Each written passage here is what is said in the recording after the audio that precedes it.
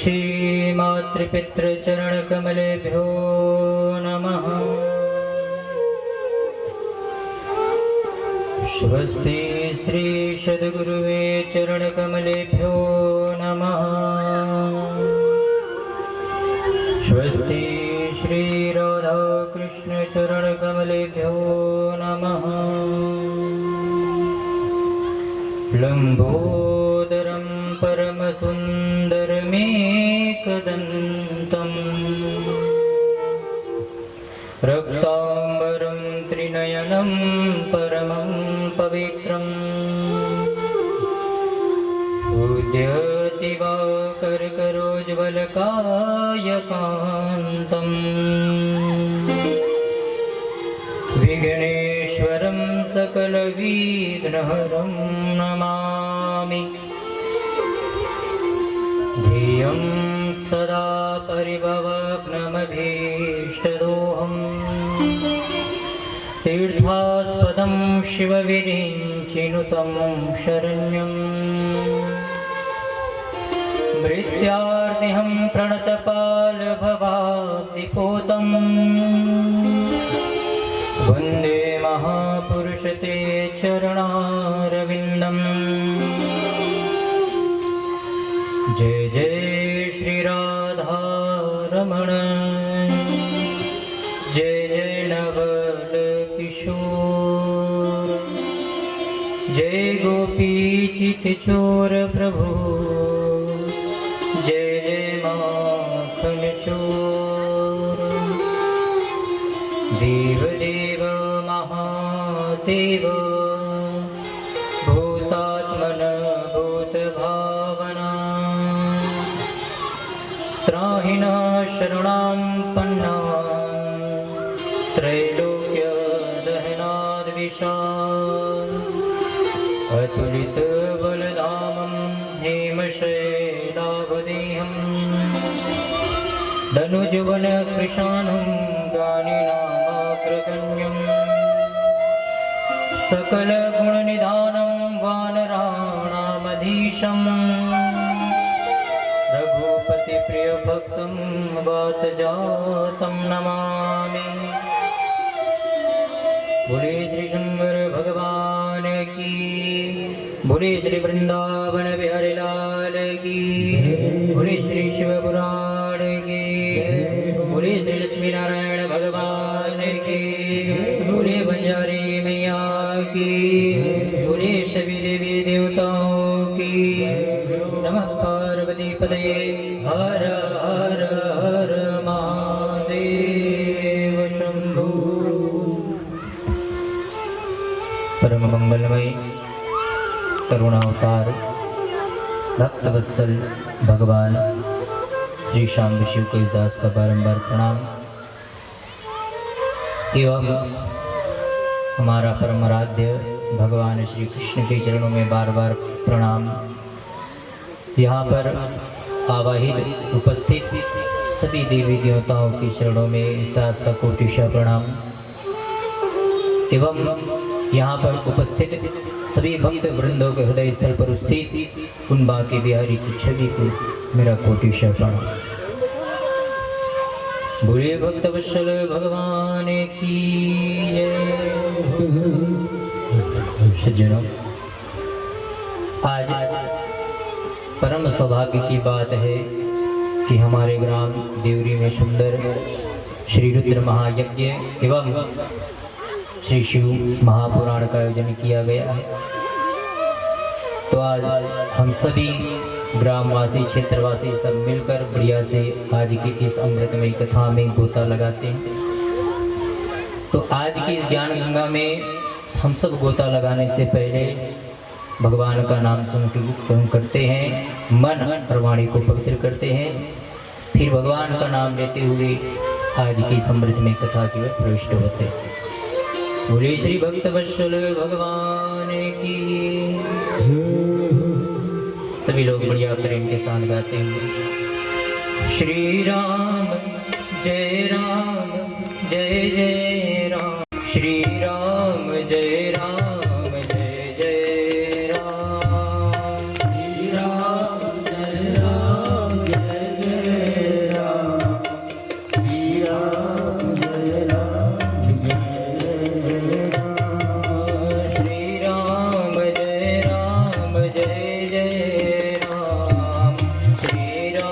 जय राम जय जय राम। श्री राम जय राम जय जय राम। श्री राम जय राम जय जय राम। श्री राम जय राम जय जय राम। श्री राम जय राम जय जय राम। श्री राम जय राम जय जय राम। श्री राम जय राम जय राम। श्री राम जय राम जय जय राम। श्री राम जय राम जय जय राम। श्री राम जय राम जय जय राम।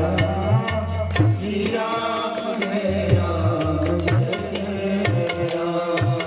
श्री राम जय राम जय जय राम। श्री राम जय राम जय जय राम।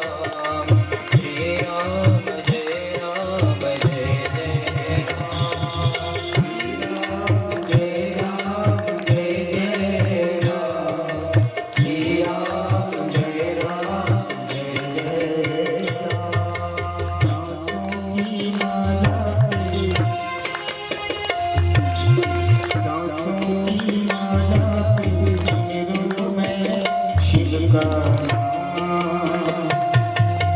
सांसों की माला पे सिमरूं मैं शिव का नाम। अपने मन की मैं जान और मेरे भोले नाम। अपने मन की मैं जान और मेरे नाम। सांसों की माला पे, सांसों की माला पे, सांसों की माला पे, सांसों की माला पे सिमरूं मैं शिव का नाम। सांसों की माला पे सिमरूं मैं शिव का नाम।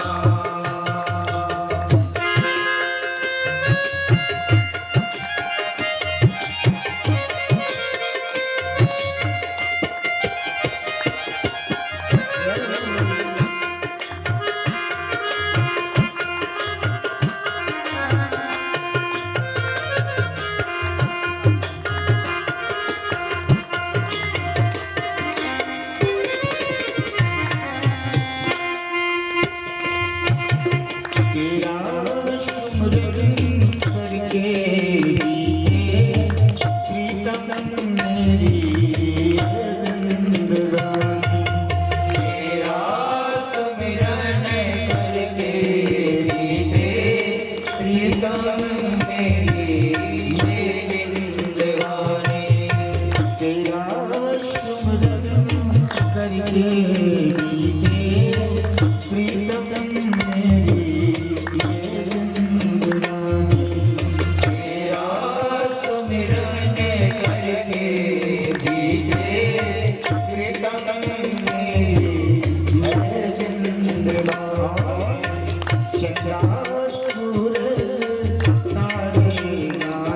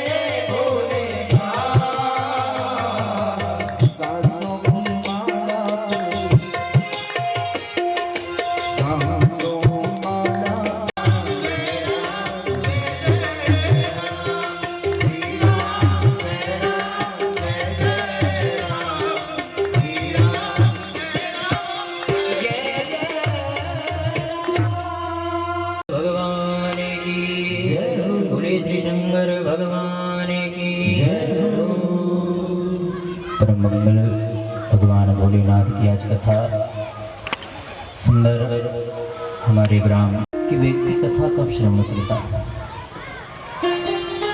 तो इनके विषय में कहा गया कि जन्मांतरे भवेत पुण्यम तदा भागवतम।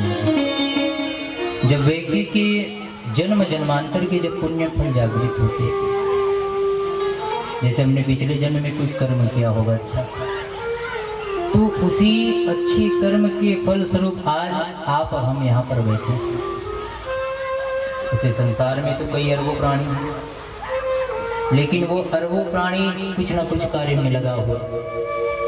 ऐसी बात नहीं कि आपके पास भी कार्य नहीं, कार्य तो सभी के पास है, लेकिन जो उस कार्य को करते हुए भी जो भगवान के कार्य में समय निकाल ले, वही भगवान का सबसे बड़ा भक्त होता है।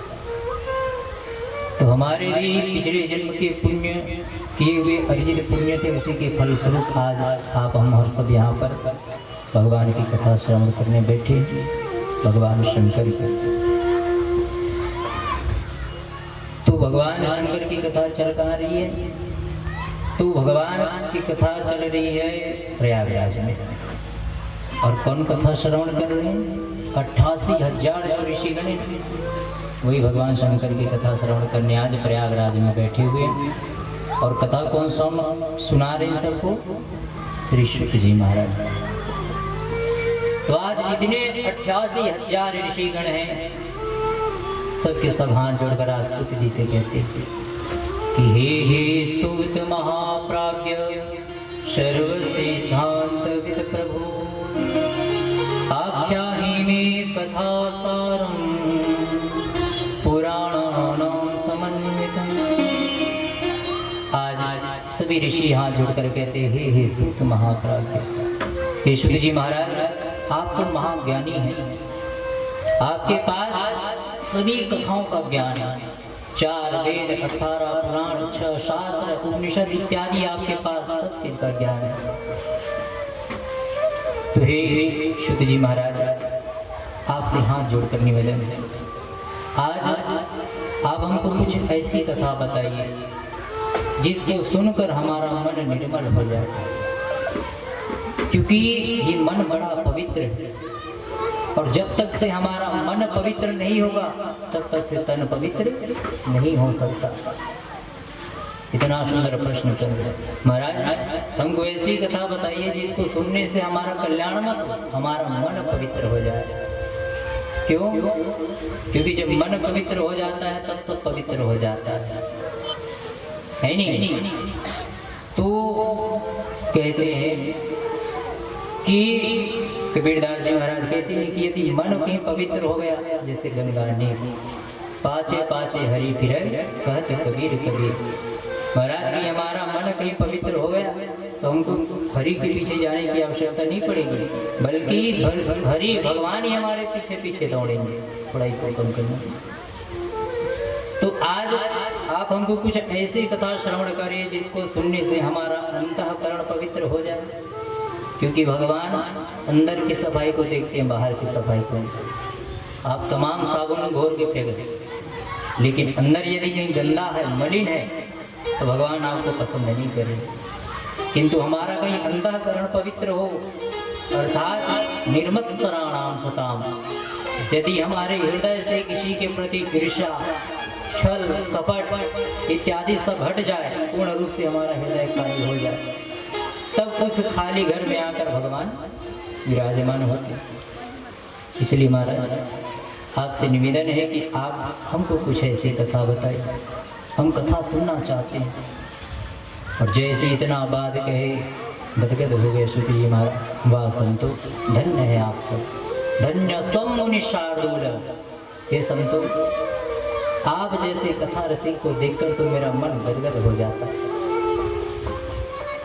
हे शौनकादि ऋषि, एक व्यास कभी कथा नहीं करता, बल्कि श्रोता उनसे कथा कराता। कहीं श्रोता के मन में भगवान की कथा को सुनने का कहीं ललक हो ना, तो श्रोता वक्ता को भी सोचना पड़ता है कि उसको क्या ना बता दे। और कहीं श्रोता के मन में कहीं भगवान की कथा को सुनने का ललक नहीं है, वक्ता भी समझ जाता ये कथा सुन ही नहीं रहा, तो कुछ भी भक्ति चला जाता है। तो संतों, आप लोग बड़े धन्य हैं जो आप जैसे भक्त जिसके मन में भगवान शंकर की कथा के प्रति इतनी प्रीति।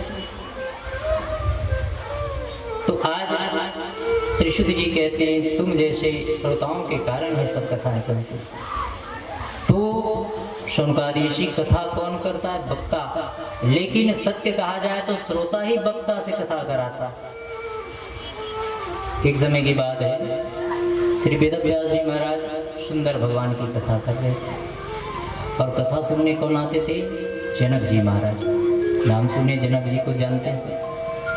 तो जनक जी बहुत बड़े संत थे। कैसे संत? बोले गृहस्थ संत थे जनक जी महाराज। तो व्यास जी महाराज जब कथा करते तो पूरे पंडाल भर जाता, बहुत सारे व्यक्ति आकर खड़े हो जाते। तो व्यास जी तब तक कथा चालू नहीं करते जब तक से जनक जी महाराज नहीं आ रहे थे। तो और जितने बैठे सब श्रोता थे, सब आपस में कानाफूसी करने लगे। बताओ, हम लोग यहाँ घंटा भर हो गए आकर बैठे, महाराज जी कथा चालू नहीं की। तो ये कहे भैया क्यों करेंगे? अरे ये तो पैसों वाले के प्यास है। अरे जनक जी आएंगे तब कथा चालू करेंगे, क्योंकि वो मोटी दक्षिणा देंगे, हम थोड़ी दे पाएंगे, हम तो गरीब आदमी हैं। व्यास जी महाराज समझ गए अंतःकरण की बात को। तो व्यास जी महाराज परीक्षा है, जनक जी महाराज भी आगे कथा में बैठ गए। तो जैसी कथा प्रारंभ हुई तो व्यास जी अपनी माया के द्वारा जो गांव था उसमें आग लगा दी। और जैसी आग लगा, कुछ व्यक्ति चिल्लाते हुए आए, अरे भैया तुम लोग यहाँ कथा सुन रहे हो, गांव में आग लग गई। अब तो क्या आग लग गई, पूरा पंडाल खाली, सब भग गए आग बुझाने को। केवल कौन बैठे थे? जनक जी महाराज। और जैसे ही भागते भागते गांव में गए, न तो कोई आग न पानी। सब सोचे हे भगवान, हमने तो सुना था यहाँ तो आग लगा है और यहाँ तो आग है ही नहीं। सब फिर कथा सुनने आए वापस। तो आज व्यास जी कहते भैया जब गांव में आग लगी खबर सुने, आप सब कथा को छोड़कर भाग गए। अरे चाहे आग लग जाए चाहे तूफान आ जाए, जब आप कथा में आए हैं तो कथा के होकर बैठिए। देखिए जनक जी को, जनक जी नहीं भगे, क्योंकि ये भले बाहर से गृहस्थ हैं लेकिन अंतःकरण से विरक्त हो चुके हैं। यदि मैं आप कथा में बैठे तो कथा के लिए बैठे, घर में आग लग जाए उसको छोड़िए, भगवान देखें। आज सारे व्यक्तियों को पश्चाताप हुआ, क्षमा मांगे व्यास जी, हमको गलती कर दी, हमको क्षमा कर दीजिए, हमसे बड़ी भारी गलती हो गई। तो कहने का तात्पर्य ये है जुनून, कहीं श्रोता के सुनने पर आ जाए तो व्यास से वो कथा बुलवा ही लेता। तो आज सारे हाथ जोड़कर कहते हैं महाराज हमने तो कथाएं बहुत सुनी, इस बार आपसे निवेदन है कि आज हमको भगवान भूत भावन शंकर भगवान की कथा सुनाएं। हम उनकी कथा सुनना चाहते हैं, उनकी कथा की महिमा जानना चाहते हैं। तो शुद्ध जी कहते हैं शौनकादि भैया, भगवान की शिव की जो कथा है, शिव पुराण अद्भुत है, इसकी कथा की कितनी महिमा गालो इतना कम है। अरे जो व्यक्ति कहीं भगवान शिव की कथा को श्रवण कर ले, उसके जीवन के जितने ताप पाप हैं कई जन्म जन्मांतर के नष्ट हो जाते हैं। अरे कोई कथा भी पूरा ना सुन पाए, कहीं एक अक्षर भी उसके कान में चला गया तो निश्चित है भगवान उसके सारे पाप को ताप को सबको नष्ट कर देते हैं। ऐसी महिमा भगवान शिव की कथा। शुद्ध जी कहते हैं शौनकादि शिव, यदि कोई व्यक्ति कहीं अमृत पी ले ना तो निश्चित है वो अमर तो हो जाए, अमृत पीकर व्यक्ति अमर हो जाता है। लेकिन ये भी निश्चित है कि अमृत पीने वाले व्यक्ति का किसी लोक में कल्याण नहीं हो सकता, फिर वो मुक्त नहीं हो सकता संसार से। लेकिन जिसने एक बार कहीं भगवान शंकर की कथा रूपी अमृत का पान कर लिया तो फिर त्रैलोक्य में किसी में भी इतनी सामर्थ्य नहीं कि उसको मुक्त होने से रोक सके। ना अमृतम पिबताम लोके, अरे अमृत भी पी ले फिर भी व्यक्ति की मुक्ति की कोई गारंटी नहीं है। लेकिन एक बार जो भगवान शंभु के कथा रस का यदि पान कर ले तो निश्चित है कि त्रैलोक्य में उसको कोई भी नहीं रोक सकता। तो आज शुद्ध जी हाथ जोड़ कर कहते महाराज, तो क्या संसार में ऐसा कोई व्यक्ति भी हुआ है जो पापी हुआ और भगवान की कथा सुना हो और वो मुक्त हो गया हो? शुद्ध जी कहते भैया अब छोटे मोटे पापियों की बात मत करो। अरे कोई व्यक्ति कहीं धोखे से कहीं भगवान शंकर की कथा को सुन लेना तो उसके कई जन्म जन्मांतर के 72 जन्मों के भी पाप क्षण में नष्ट हो जाते हैं। तुम एक जन्म की क्या बात करते हो? चमर तो कौन है जिसके कई जन्म जन्मांतर के पाप नष्ट हो गए? तो कहते सुनो, एक समय की बात है कि किरात नगर नाम का एक बड़ा सुंदर नगर था। वहाँ पर सभी ब्राह्मण, क्षत्रिय, वैश्य, शूद्र इत्यादि चारों वर्णों के लोग निवास किया करते थे। और यहीं पर एक ब्राह्मण देवता था जिसका नाम था देवराज। ये नाम का ब्राह्मण था। और कैसा था? बोले ज्ञान दुर्लभ। ये जो देवराज जो था केवल नाम का ब्राह्मण था। ये ब्राह्मण कुल में जन्म तो ले लिया लेकिन कर्म पूरा चंडाल का था। ये प्रत्येक व्यक्तियों को ठगा करता था। लूट करना, ठगना, वो भी कैसे ठगाई? बोले अपने ही घर में ठगाई करता था, अपने लोगों को ठग देता था, बाहर के तो बाद छोड़ो। तो ये था देवराज, बड़ा दुष्ट, पैसा छीनकर, धन छीनकर जीवन चलता था। तो एक दिन की बात है, इनके पिताजी सोचे कि बड़ा है दुष्ट, तो क्या किया जाए, दुष्ट को सुधारना है। बोले इनका विवाह कर दिया जाए। सो इनका विवाह कर दिया एक स्त्री के साथ। तो एक दिन की बात है, ये देवराज स्नान करने के लिए तालाब में गया। तो जैसे ही तालाब में गया वहीं पर एक शोभावती नाम की वेश्या को देख लिया। और जैसे ही उसको देखा वो तो ये देवराज बड़ा मोहित हो गया, अरे ये तो बड़ी सुंदर है। तो आज शोभावती के पास गया, अपने मन की बातें को कह दिया। तो इस प्रकार से अब ये देवराज अपने सब घर बार सबको त्याग कर उस शोभावती नाम के गणिका के साथ रहने लगे। तो उसके साथ रहते रहते देखते देखते इसका पूरा ब्राह्मणत्व नष्ट हो गया, चोरी चकारी करने लग गया। तो एक दिन की बात है, शोभावती कहती महाराज आपके पास तो बहुत धन है, आपके पिताजी के पास, आपकी माता के पास, पत्नी के पास बहुत सोना है, अरे कभी मुझे भी तो पहनाओ। बोले देवी चिंता क्यों करती है? सो देवराज चला गया अपने माता पिता के पास और जाकर लड़ाई झगड़ा किया। माता पिता ने धन नहीं दिया तो देवराज अपने माता पिता पत्नी को ही मार दिया, अपने माता पिता को ही मार दिया कामांध होकर, और सारा धन लाकर अपनी पत्नी को इधर वैश्या को दे दिया। अब धीरे धीरे समय व्यतीत होते गया। तो एक समय की बात है, आ गया कुंभ का महीना। तो आज ये जो शोभावती है, आज शोभावती कहती महाराज इस बार चलो हम लोग प्रयागराज में गंगा नदी स्नान करने चलते हैं। बोले ठीक है।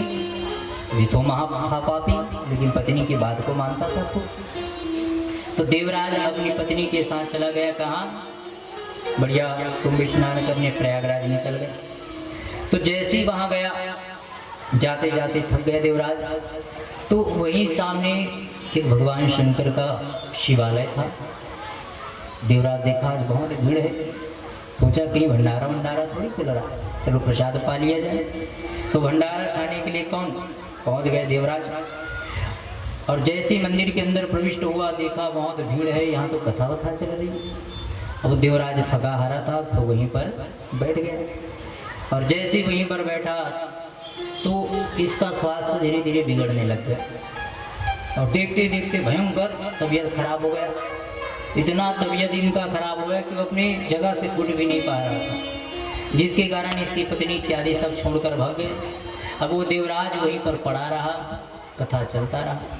अब ऐसे समय बीतते गया, एक महीना बीत गया, वैसे ही तबीयत खराब पड़ा था।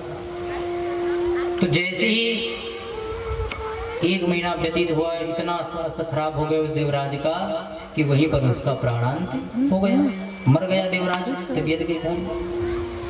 तो जैसे देवराज की मृत्यु हुई, ये इतना पाप किया था कि इनको ले जाने के लिए यम के 2 काले काले दूध पहुंच गए। और जैसे यम के दूध पहुंचे, पकड़ लिए, और जैसे ही पकड़ के इनको ले जाने लग गए, उसी समय 2 गोरे गोरे श्वेत वर्ण वाले भगवान की, और जैसे ही भगवान शंकर के 2 गोरे गोरे भक्त प्रकट हुए, एक हाथ देवराज का पकड़ लिया और एक हाथ यम के दूध। यम के दूध बोले क्यों रे तुम दोनों गोरे गोरे कौन हो, यहाँ कहाँ गए? तो कहने लगे रे मूर्ख तुझे पता नहीं हम भगवान शंकर के पार्षद हैं। तो बोले अच्छा यहाँ आपका क्या काम? बोले ये हमारे साथ जाएगा। तो यम के दूध कहते भैया ये आपके साथ जाने वाला नहीं देवराज, क्योंकि इसने जन्म में रति नहीं किया, पुण्य नहीं किया, केवल पाप कर्म करते रहा और अंत में मर गया। तो भगवान शंकर के दूत कहते भैया सुनो, ये भले जीवन भर जो किया उससे हमको मतलब नहीं, अरे अंत समय में इसके कान में भगवान शंकर की कथा धोखे से ही चली गई भले, लेकिन अब इसके सारे ताप पाप नष्ट हो गए, इसलिए इसको तुम नहीं ले जा सकते। और जब यम के दूत नहीं माने तो लगाई फटकार भगवान शंकर के दूतों ने और मार कर उनके दूतों को भगा दिए। और आज उस देवराज को लेकर भगवान के पार्षद कहाँ सीधा कैलाश ले गए और देवराज को भी अपने समान बढ़िया पदवी प्रदान कर दी। बोले श्री भक्तवत्सल भगवान की।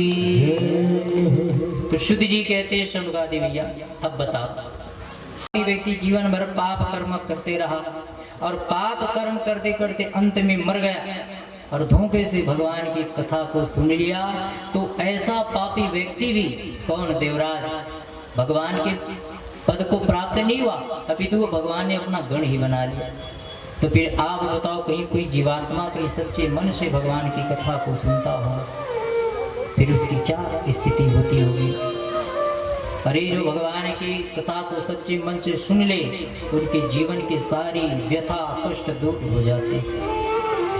इसी प्रकार शौनकादि ऋषियों आपको एक और कथा सुनाता।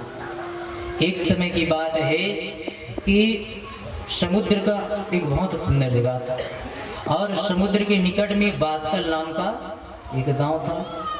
समुद्र निकटे देशे ग्रामो बास्कल संज्ञका वसन्ति यत्र पापिष्ठा वेद धर्मोचिता जना। बोले समुद्र निकटे देशे, समुद्र के निकट में बास्कल नाम का एक गांव था, बड़ा सुंदर गांव था। समुद्र के किनारे तो सुंदर रहेगा। तो यहाँ पर चारों वर्णों के लोग निवास किया करते थे और यहीं पर एक ब्राह्मण देवता था और वो ब्राह्मण देवता भी बड़ा था। तो कहते हैं कि यहीं पर ब्राह्मण देवता था और उसकी पत्नी भी थी। तो उनकी पत्नी का नाम था चंचुला देवी। तो ये जो ब्राह्मण देवता था कैसा था, बोले ज्ञान दुर्लभ, अर्थात ये था तो ब्राह्मण लेकिन कर्म से पूरा दुष्ट था। और कैसा था, ज्ञान दुर्लभ, अर्थात आज इस ब्राह्मण के पास ज्ञान नहीं था। तो शुद्ध जी कहते भैया, यदि ब्राह्मण कितना दुबला हो पतला हो, उससे ब्राह्मण की शक्ति नहीं आंकी जाती। ब्राह्मण की शक्ति तो उसके ज्ञान से आंकी जाती है। तो ब्राह्मणों में वह ब्राह्मण श्रेष्ठ है जिसके पास ज्ञान दिव्य है। और क्षत्रियों में कौन दिव्य है, बोले जिसके पास शक्ति दिव्य है। दुबला पतला कहीं क्षत्रिय होगा ना तो उसका समाज में सम्मान नहीं हो सकता। और वैश्यों में वह दिव्य है जिसके पास धन दिव्य है, वैश्यों के पास पैसा होना जरूरी है। और सेवकों में वह दिव्य है जिसके पास सेवा भावना दिव्य है। तो ब्राह्मण के लिए यहाँ क्या शब्द का प्रयोग किया है, बोले ज्ञान दुर्लभ। ब्राह्मण कितना दुबला पतला हो उससे कोई फर्क नहीं पड़ता, लेकिन ब्राह्मण के पास ज्ञान होना चाहिए।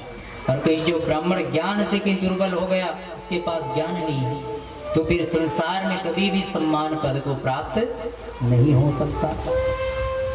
तो इसी प्रकार वो ब्राह्मण था। और ये ब्राह्मण था बड़ा दुष्ट था। तो इनके माता पिता भी इनका विवाह करा दिए स्त्री के साथ जिसका नाम था चंचुला देवी। तो ये जो चंचुला देवी थी बड़ी पतिव्रता स्त्री थी, सदैव अपने पति की सेवा करती, सदैव उनका सम्मान करती। लेकिन इसका जो पति था ये बड़ा दुष्ट था, ये कभी भी अपनी पत्नी से प्रेम नहीं करता, बल्कि अपनी पत्नी को छोड़कर किसी अन्य स्त्री के साथ प्रेम करता। धीरे धीरे समय व्यतीत होते गया। एक दिन इसकी जो पत्नी थी चंचुला सोची, हे भगवान, मैं अपने पति से इतना प्रेम करती हूँ और ये मुझे कभी देखता भी नहीं। अब तो चंचुला को गुस्सा आने लग गया कि बताओ, मैं इनको इतने सम्मान देती हूँ, इनका इतना सेवा करती हूँ, ये दुष्ट मुझे देखता भी नहीं। तो अब चंचुला के मन में भाव बदलने लग गया। चंचुला सोचने लगी, जाओ अब मैं भी इसी के प्रकार संगति करूँगी। ये जैसे किसी पर स्त्री को चाहता, ऐसे भी मैं भी पर पुरुष को चाहने लग जाऊंगी। तो इस प्रकार से चंचुला की मति फिर गई और चंचुला जो है अब अपने पति का त्याग करके किसी अन्य पुरुष के पास जाने लग गई। तो जब अन्य पुरुष के पास जाने लग गई तो एक दिन इसके पति को पता चला कि मेरी पत्नी किसी अन्य पुरुष के पास जाती है। बड़ा गुस्सा आया उस ब्राह्मण को और जाकर चंचुला की खूब पिटाई करने लग गया। और जैसे ही पिटाई करने लग गया तो चंचुला को भी आ गया गुस्सा। चंचुला भी कहने लगी, महाराज आप मुझे क्यों मार रहे हैं? अरे भगवान प्रतिदिनम कामम रमते वैश्या खुदी। अरे आप दिन रात किसी पर स्त्री वैश्य के साथ उसी के साथ रहते हो, खाते हो, सोते हो, और आज मैं वही कर्म कर दी तो आप मुझे मार रहे हैं? आपको ये अधिकार बिल्कुल भी नहीं है। तो आज जैसे ये बात सुना उसका पति कहने लग गया, बात तो बिल्कुल सत्य है, सत्यम में भुक्तम ही। अरे देवी तुमने बिल्कुल सत्य कहा। इतना दुष्ट था, आज अपनी पत्नी से कहता है तुम एक काम करोगे, तुम किसी भी पुरुष के पास जाओ, मुझे कोई शिकायत नहीं, बस तुम एक काम करना, तुम जिस भी पर पुरुष के पास जाओगे उनसे तुम धन लेती रहना और वो धन मुझे दे देना, फिर तुमको जो करना है वो तुम करते रहो। तो अब तो पूर्ण रूप से स्वतंत्र हो गई कौन? चंचुला देवी। और जैसी स्त्रियों को कोई पूर्ण रूप से कहीं स्वतंत्र कर दिया जाए तो फिर उस स्त्री का विनाश निश्चित है। हमारे शास्त्रों में सज्जनों, माताओं को, बहनों को पूर्ण रूप से जो है स्वतंत्रता का अधिकार नहीं दिया गया। अर्थात स्वतंत्रता का अधिकार का यह मतलब है कि स्त्रियों को कभी अपने से दूर नहीं होने देना चाहिए। जैसे कन्या होती, जब वो कन्या होती तो किसके संरक्षण में रहती? अपने पिता के। और वही कन्या कहीं बड़ी हो गई, विवाह हो गई तो अपने पति के संरक्षण में रहती। और कहीं विवाह के पश्चात कहीं पति मर जाए तो फिर अपने पुत्र के संरक्षण में रहती। अर्थात स्त्रियों को कहीं अकेले ऐसे छोड़ने का आज्ञा शास्त्र नहीं देता। और जो स्त्री कहीं मनमानी करके सब कुछ छोड़कर मर्यादा को रौंद कर कहीं बाहर निकल जाती है तो निश्चित है उसका विनाश होकर ही रहेगा। तो इस प्रकार ये चंचुला भी सब मर्यादा को भंग करके अब गलत रास्ते में चली गई। धीरे धीरे समय व्यतीत होते गया।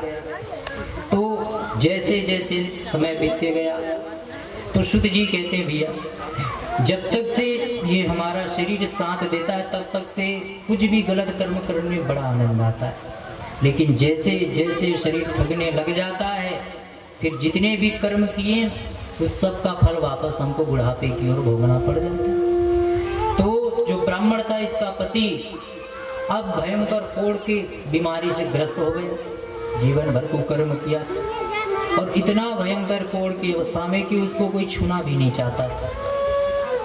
भयंकर कष्ट भोगा और इतना कष्ट भोगा, अंत में कष्ट भोगते भोगते वो मृत्यु को प्राप्त हुआ। और जब मृत्यु को प्राप्त हुआ भयंकर कष्ट प्राप्त हुआ। कहा जाता है कि जब व्यक्ति की मृत्यु होती है तो 1000 काले बिच्छू जब डंक मारते, एक सांस जब डंक मारे जितना दर्द होता है उतना दर्द व्यक्ति की मृत्यु के समय होती है। इसलिए आप देखेंगे जब व्यक्ति की मृत्यु होती है उस समय बहुत छटपटाता है बेचारा। तो इसी प्रकार बहुत कष्ट के साथ चंचुला के पति उस ब्राह्मण का जो है प्राणांत हुआ। और जैसे ही प्राणांत हुआ भयंकर पाप कर्म किया था उसको डाल दिया गया नरक में। लेकिन नरक में भी इतना सजा नहीं था उसके पाप की, इसलिए इसको भगा दिया गया नरक से। और ये जो ब्राह्मण था विंध्याचल पर्वत पर एक पिशाच बनकर रहने लग गया, भयंकर पिशाच बन गए। अब पिशाच बन गया तो इसकी स्थिति ऐसी हो गई कि भूख प्यास की मारी उधर उधर भागे घूमे। क्यों? क्योंकि जो भूत होते, प्रेत होते, पिशाच ये अपने से भोजन नहीं कर पाते, नहीं हमारे पितर भी जो होते भोजन नहीं कर पाते। इसके लिए क्या करते हैं? पिंडदान करते हैं, जल देते हैं। तो इसी जल को, पिंड को हमारे पितर है या भूत पिशाच जैसे जो रहते हैं जिसके नाम से दिया जाता है वो ग्रहण करता है और अपने से वो कभी नहीं पी सकता। इसलिए भयंकर भूख पिशाच से जो चंचुला का पति था वो भयंकर पर्वत में रहने लग गया, भयंकर कष्ट को पाने लग गया। अब धीरे धीरे समय व्यतीत होते गया। ये चंचुला देवी भी अन्य पर पुरुष के संग में रही, लेकिन कब तक? जब तक से शरीर साथ दिया। और जैसे ही शरीर ने साथ देना छोड़ दिया तो वो जो पुरुष भी थे लात मार कर इनको निकाल दिया। अब ये भी इधर उधर भटकने लग गई। तो एक समय की बात है, देखते देखते ये भी जरावस्था में आने लगी, बुढ़िया होने लग गई। तो जब बुढ़िया होने लग गई तो इनको किस बात की याद है कि बोले अब थोड़ा अच्छा कर्म कर लिया जाए। तो ये अच्छे कर्म की याद हमको बुढ़ापे में आते हैं, जीवन भर नहीं आते। तीर्थ यात्रा करना है तो अभी नहीं, बोले कब, अभी समय, जब बुढ़ापा आएगा तब तीर्थ यात्रा करने जाएंगे। तो भैया बुढ़ापे में पहाड़ चढ़ जाओगे केदारनाथ का, बताओ तो है नहीं, गधे के ऊपर बैठाना पड़ेगा वहाँ ले जाकर। तो तीर्थ यात्रा करने का, पूजन पाठ करने का, घूमने का ये सब समय कब होता है? जवानी में। जवानी में आप पहाड़ से कूद भी सकते हो तो भी कुछ नहीं होगा। तो जब वृद्धावस्था आता है तब व्यक्ति सोचता है कि अब कुछ सत्कर्म किया जाए। तो ये चंचुला भी देखी कि इनकी कोई पड़ोसी थी, ये लोग सब जा रहे थे कहीं तीर्थ यात्रा करने, तो बोली बहन मुझे भी ले चलो। बोली चलो ठीक है। तो इस प्रकार से ये चंचुला अपने सखियों के साथ गई, पहुंच गई प्रयागराज। और जैसी वहां पर पहुंची सब घूमते रहे। तो घूमते घूमते चंचुला पहुंच गई एक शिव मंदिर के किनारे, वहीं पर बैठ गई। तो जैसे ही वहां पर बैठी तो उस शिव मंदिर में बहुत सारे भक्त बैठे हुए थे और एक पंडित जी बढ़िया भगवान शंकर की कथा श्रवण करा रहे थे। वहीं पर बैठ गई चंचुला। तो जिस समय वो वहां पर बैठी उस समय भगवान शंकर की कथा कौन कर रहे थे? ब्राह्मण देवता। तो उस समय ब्राह्मण देवता जो है स्त्री धर्म का उपदेश दे रहे थे। तो स्त्री धर्म का उपदेश देते हुए सभी भक्तों से कह रहे थे कि भक्तों, स्त्री का केवल एक ही धर्म है, धर्मनी अभितु परमो धर्म, परम धर्म। देखिए धर्म और परम धर्म में अंतर है। धर्म से भी ऊपर होता है परम धर्म। तो स्त्रियों का केवल एक ही परम धर्म है। बोले क्या? बोले भर्तु शुश्रूषणम मिस्त्रीणाम परो धर्मो है माया तदबंधुनाम च कल्याण्य प्रजानाम चानुपोषणम। बोलिए स्त्रियों का केवल एक ही धर्म है, वो है केवल पति की सेवा। पति नाम तो बंधु नाम, उसके साथ साथ पति की सेवा के साथ साथ उनके बालक जो है, प्रजा है, उनके परिवार वाले, उनकी सेवा करना, यही माताओं का परम धर्म है। धर्म नहीं, धर्म से भी ऊपर है परम धर्म। तो माताओं का सबसे परम धर्म है पति की सेवा, चाहे पति कैसा भी हो। राजपंचाध्याय में भगवान गोपियों को उपदेश दे रहे थे कि दुष्शीलो दुर्भगो वृद्धो जड़ो रोग्यंधनो पिवा पति स्त्रीभिन्न हतव्यो। क्योंकि पति जैसा भी हो, दुष्चरित्र ही क्यों ना हो, रोगी ही क्यों ना हो, वृद्ध ना क्यों ना हो, कि ऐसे दुष्ट से दुष्ट पति को जो परमात्मा मान कर भी कि उनकी सेवा करती है, उसको इस संसार के साथ उस लोक में भी बहुत सम्मान प्राप्त होता है। और जो स्त्री अपने पति को छोड़कर अन्य किसी पर पुरुष का दर्शन करती है, ऐसी स्त्रियों को भयंकर नरकों में दंड दिया जाता है। गरम गरम लोहे को उसके जो मृत शरीर जो आत्मा है उसके ऊपर डाल दिया जाता है। इसलिए स्त्रियों का एक ही धर्म है, एक ही धर्म, एक ही प्रतिनेमा, काया वचन मन पति प्रति प्रेमा। स्त्रियों का एक ही धर्म, एक ही व्रत है, एक ही पूजा है, केवल हर प्रकार से केवल पति की सेवा करो, चाहे पति कितना दुष्ट ही क्यों ना। तो इस प्रकार से आज जब चंचुला सुनी कि हे भगवान, अरे कोई अपने पति की सेवा ना करे तो इतना दोष लगता है, और मैंने तो पर पुरुष का संगत किया है, तो क्या मुझे भी नरक में सजा दिया जाए? क्या मेरे भी शरीर में अब लोहा को लाल लाल करके डाला जाए? अब तो कांप गई, हे भगवान अब मेरे साथ होगा क्या? तो जैसी कथा विराम हुआ, एकांत पाकर चंचुला पहुंच गई ब्राह्मण देवता के पास, उनके चरणों में गिरकर रोने लगी। आज उनके चरणों में गिरकर कहती है, महाराज आप मेरी रक्षा कीजिए। पूछा क्या हुआ बेटी? तो चंचुला अपने मन की सारी बात बताती, महाराज मैं बहुत दुष्टा स्त्री हूँ, मैंने कभी जीवन में अपने पति का सेवा नहीं की, और पति को तो छोड़ो, मैंने अपने पति को छोड़कर न जाने कितने पर पुरुषों का संगत किया, तो क्या महाराज अब मुझे भी भयंकर कष्ट भोगना पड़ेगा? ब्राह्मण धंधा के बेटी, व्यक्ति जो कर्म करता है उसका फल तो उसको भोगना ही पड़ता है। कर्म प्रधान विश्व रचिरा का, जो जस करे सो तस फल चाखा। बेटी जो जैसा कर्म करेगा उसको फल तो भोगना ही पड़ेगा। आज चंचुला चरणों में गिर गई, कहने लगी महाराज अब आप मेरी रक्षा कीजिए, अब आप ही मेरे गुरु हो, अब आप ही मेरे माता पिता हो। त्वमेव मे गुरु ब्रह्मस्त्वं माता त्वं पितासि च। महाराज अब आप ही मेरे गुरु हैं, माता पिता सब है।